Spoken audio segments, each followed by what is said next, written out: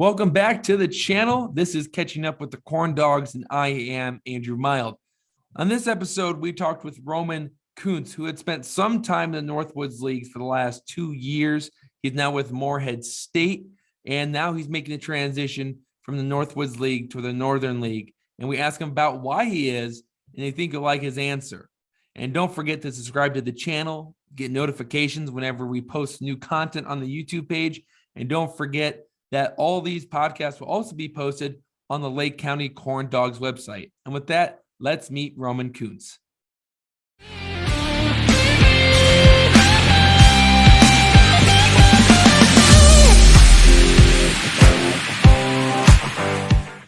And welcome, ladies and gentlemen, to another edition of the Lake County Baseball Podcast. I'm Andrew Mild, and joining me today is outfielder Roman Kuntz. Roman, thanks for joining us today. Thanks for having me. The first question I have to ask you is, why do you want to join the Lake County baseball team?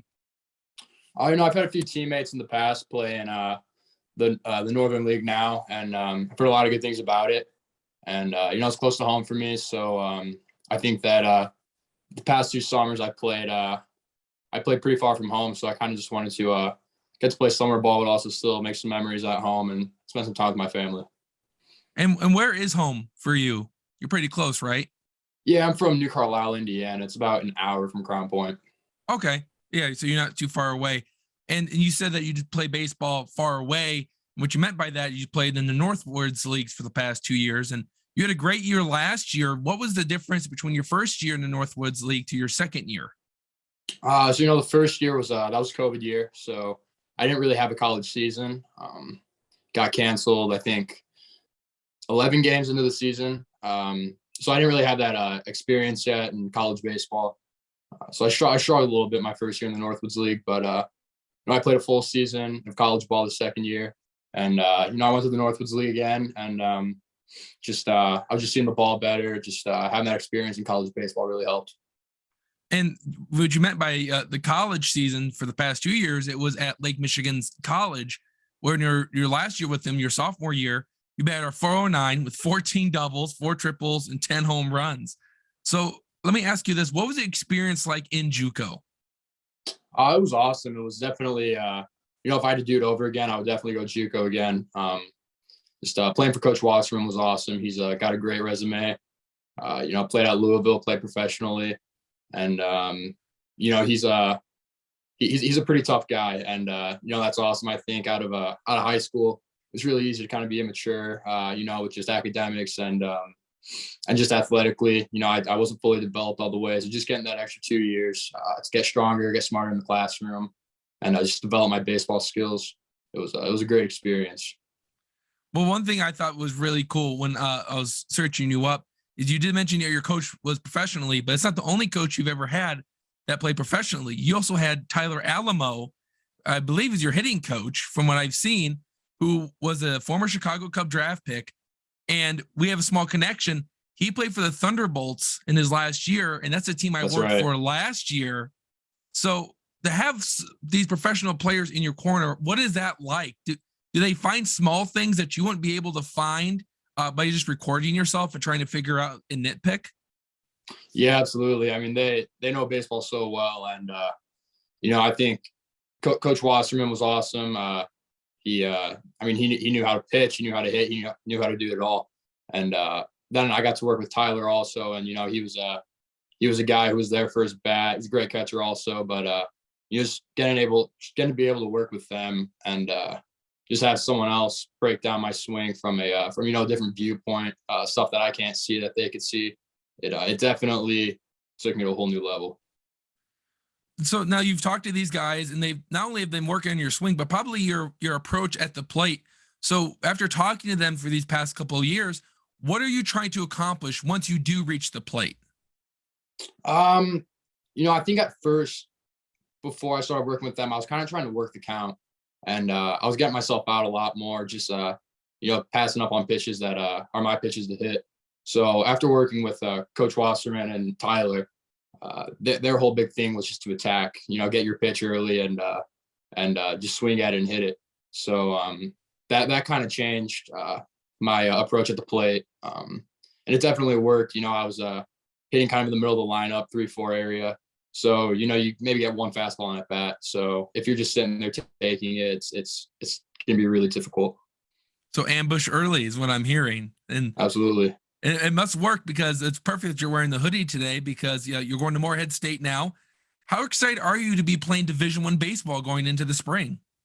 It's going to be awesome. It was an awesome fall. I love it there in Morehead. It's a great team, great group of guys, great coaches. So just, you know, being able to play in the Northwoods League, I played with a lot of Division I guys. So I always kind of wanted to get that experience to play college baseball at the Division I level as well for my school. So I'm really excited for it, and I can't wait for it. Yeah, we're going to have 2 Morehead State guys in our lineup with you and Jacob Ferry, and both of you have immense power. So I'm very excited to see where Coach Heisman puts you in the lineup once the summer comes along. So a question I have to ask you, here's some fun ones. Who's the one pitcher you would never want to face? Ooh, there's a guy in our school, named Luke Helton. He's from Indianapolis. He's kind of got a kind of a sidearm slot, just nasty stuff. Just the run on his pitches is just crazy. And I'm assuming with you being a lefty hitter, he has to be a lefty. He's actually a righty, so everything's working away for me. Okay. Well, so it'll start middle and just break away. So it's like a 2-seam fastball, and then he throws a slider with it too. Yeah, it's the tunneling on his pitches is just it's really tough to hit. What about like any MLB pitcher ever? What was one that you would never want to face by just watching his highlight clips? Randy Johnson. Yeah, you know what? I was a lefty hitter too, and I totally agree. Because he had the great fastball, and he also had a slider to go with it, and he was just so intimidating. Massive guy, also. Yeah, Well, how tall was the big unit? Like 6'9", 6'10"? Had to have been around there. Yeah. So here's another question. In your opinion, who has the greatest swing by a left-handed hitter? Ooh, that's a tough one.